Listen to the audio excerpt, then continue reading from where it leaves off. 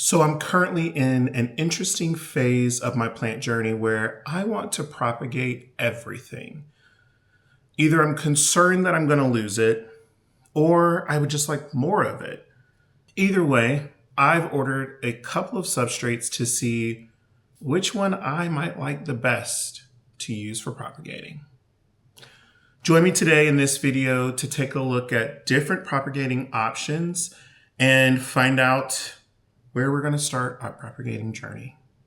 Now, if this is your first time clicking on one of my videos, hi, my name is Aaron and you are watching Life with Foliage. I really appreciate you clicking on this video and joining me on this journey with propagating with different types of substrates. This is probably going to be a series. I'm going to have a couple of different videos with each item and with different plants. So I'll try and keep them all together so you can click through them later. Not now. Finish watching this video. All right, so in front of me, I have a couple of different substrates, some that I've used before and some that I haven't, and we're gonna experiment with on this channel. Something that I have been propagating with for years and years now has been my prop box. In this, we have perlite at the bottom and spag moss on top.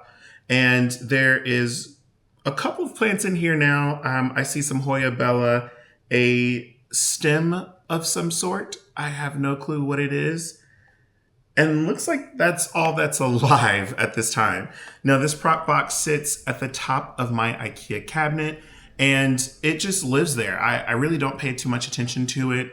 And one of the reasons why is because I didn't put anything in there that I needed to give much attention. But I recently opened it up and realized I should probably, one, clean it out, and two, throw something in there. So my propagation itch is very, very strong right now.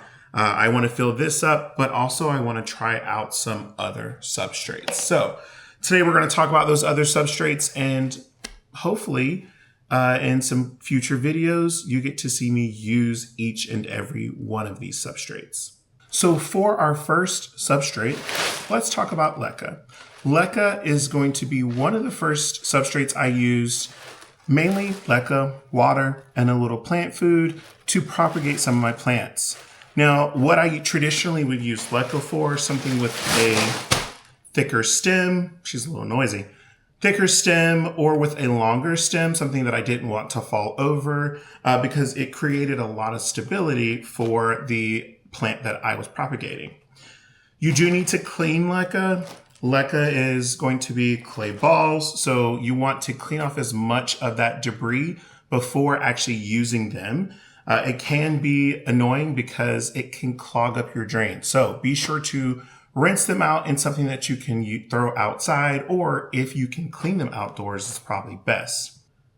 Leca can also be used within other substrates. So you can mix it with dirt, and you can mix it with pumice or with other items to create a different substrate, a more airy substrate. So depending on what your needs are for your plant, this could be a long-lasting substrate for you. If you are into hydroponic planting, then this is probably a good option for you. Again, biggest thing is making sure you actually clean the leca balls. If not, you will have a concrete mess in your planter or in your drains. The second item that I most commonly used was perlite. Now, perlite, it's a really nice product to use for your aeration. Most commonly in your basic soils that you would get at your supermarket, you will find perlite in your soil. And it can be used along with that or independently as a substrate to propagate in. Just that and some water, as you heard me say earlier, it's in my prop box, providing a layer between the water and the spag moss substrate.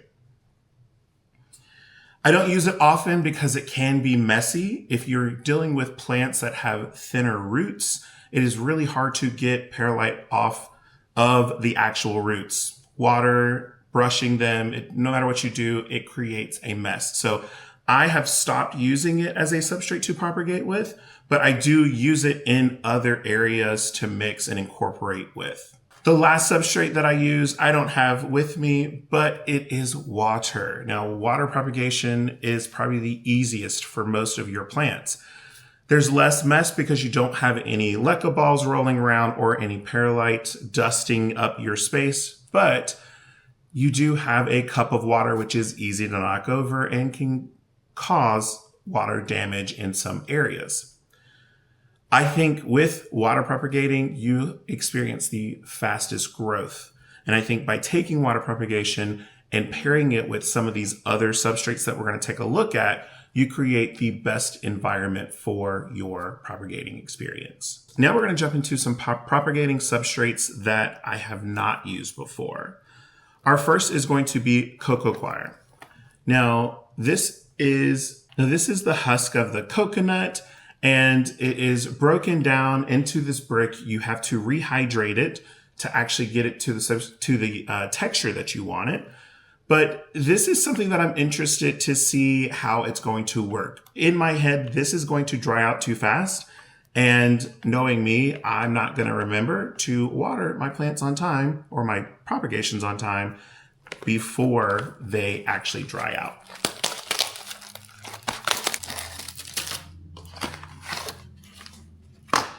Now, if you watched the Temu order video that I did, you will know that I actually ordered this off Temu.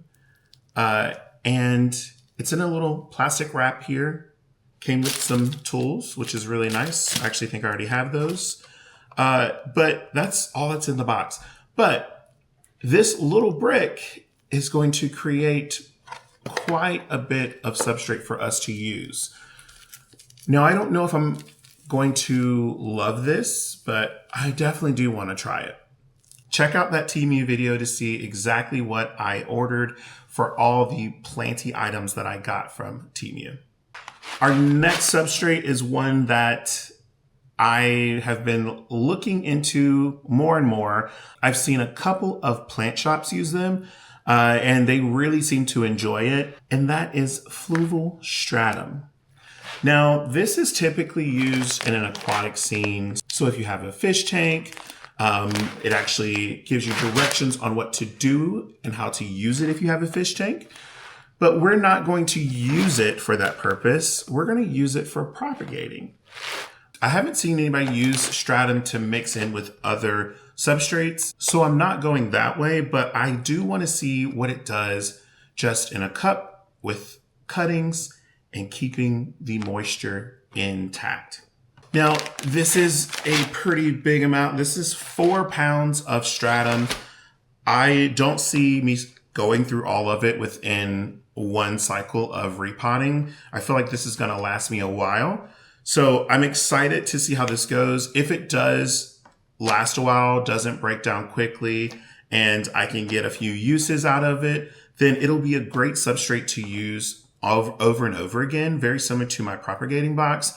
I actually haven't changed the substrate in my propagating box out in a long time. So if that is the case, this could be a very nice substrate to use, but I have heard that it breaks down, and I'm terrified of spilling any of this because they're very little pebbles. In fact, let me show you. While I was in Charleston at the Big Plant Expo, one of the plants that I picked up was this Hoya polyneura, and it actually is using stratum as its substrate. So I love seeing that this is being used. And speaking of watering, she looks a little thirsty. Look at the root growth on this cutting. I absolutely love it. And this excites me because I want to see all of my plants thrive in an environment like this with a substrate that just gives it all the nourishment that it needs. The last substrate that we're going to talk about is actually pond, lechuza pond to be exact. Now, I ordered this lechuza pond back in, I believe, March. One second. So I ordered it March 20th.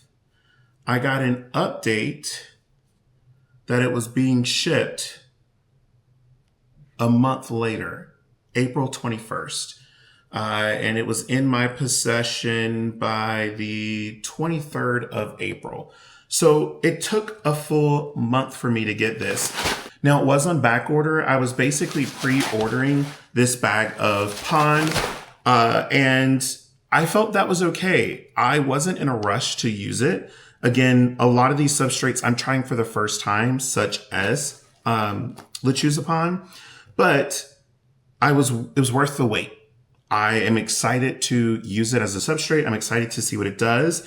I did read and hear that I need to wash this just like I would the leca balls so that I don't get a bunch of the additional debris in my plant or in my pot or down my drain. So I've got a massive bucket that I got from the hardware store. That's going to be used to actually help me clean and then transport the dirty water outside. Hopefully this whole process works and I don't make a mess not only in my house, but any other mess at all using these products. So next, let's talk about some of the items that I'll be using throughout the next couple of months as I'm learning and using these different substrates. So we're going to use everything from to-go containers, like this probably soup, or this probably large soup, to some items that I got from Temu, such as these propagating cups with these dome lids so that I can seal it up, watch the water level. I can see the actual growth in there. And then it's got the dome to keep some additional humidity in there. The other nice thing is that once I take this off, it actually has holes in it already. So this turns from a propagating container to a planter container. So I really do like this. And the last that we're going to use, other than just plastic cups, which you've seen in most of my videos, is this propagating kit from IKEA. Doftrips. I'm probably butchering that.